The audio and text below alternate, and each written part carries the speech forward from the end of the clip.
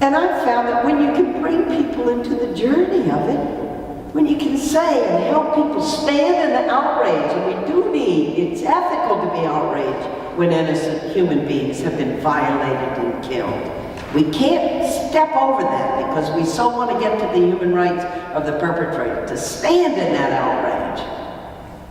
And to ask the question, what can heal a victim's family or bring them through something like that when you woke up in the morning and your lives were normal and ordinary, and by the time the evening came, everything had changed, and your child was dead. And the last thing you said to your child as your child left was about the hem of a skirt, or did you clean your room, not knowing it's the last time that you will ever speak to your child alive. What can possibly restore people's lives who have sustained a loss like that? And when you bring it out to people, and the opera does it because you see the pain. You see the pain of the victims' families, and you see the pain of the mother whose son has done this terrible deed. What about her?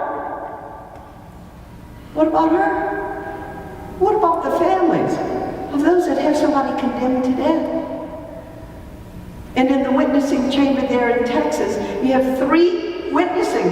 There's the gurney in the middle, in a deep well with lights on it. And on one side are the witnesses for the state, one-way glass, you can't see them, but they look out on the gurney.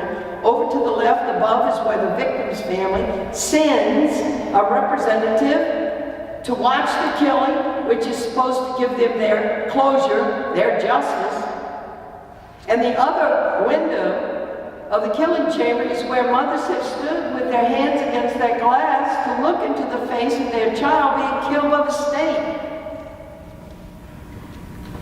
What can heal victims' families? This death? For less than 1% of all the people who have been murdered, who will be given this so-called justice, waiting with an open wound for 15 or 20 years with the media knocking at their door every time there's a change in the status of the case. Well, what do you think of this? Waiting for the moment to come that they've been promised will give them their justice. Know that when New Jersey did away with the death penalty 2 years ago, 62 murder victims' families testified before that legislature saying, don't kill for us. And it is their voices in the United States, as they give voice, that healing will never come from witnessing the death of another human being at the hands of the state that is beginning to heal us. We are on our way to shutting down the death penalty in the United States, even in Texas. In Harris County, in Houston, where the opera is going to be, they haven't had a death sentence come down from a jury in 2 years. Prosecutors are seeking it less.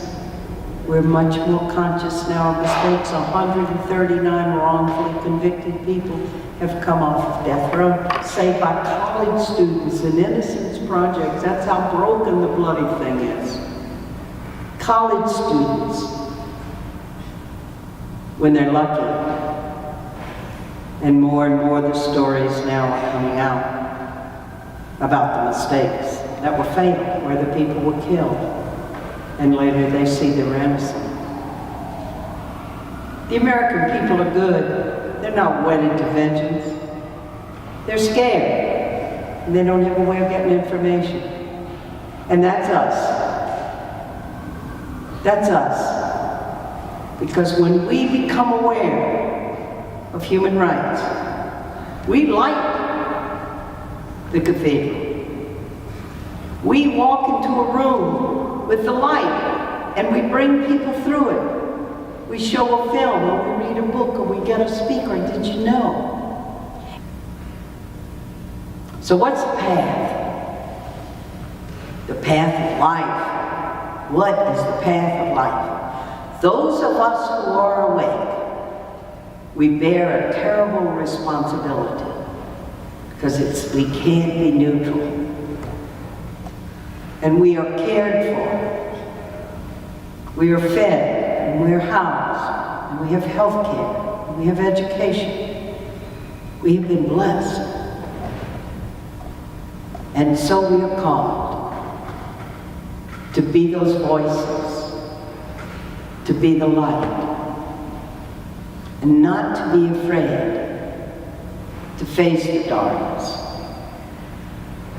and not to be afraid or to just give up on our political figures and saying, oh, they're not open to listening to anybody.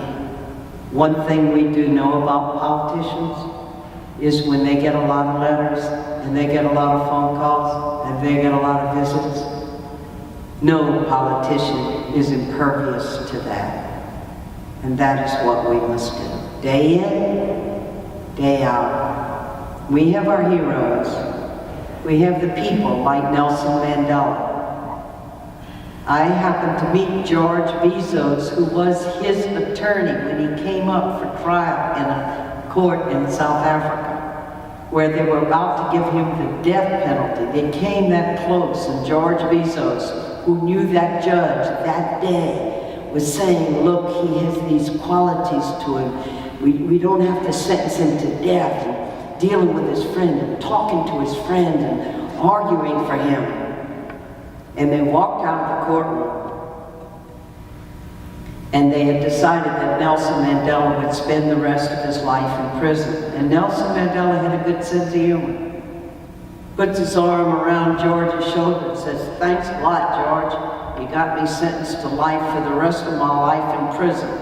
Thanks a lot. It's a part joke, but he was alive. And 27 years later, we know what happened.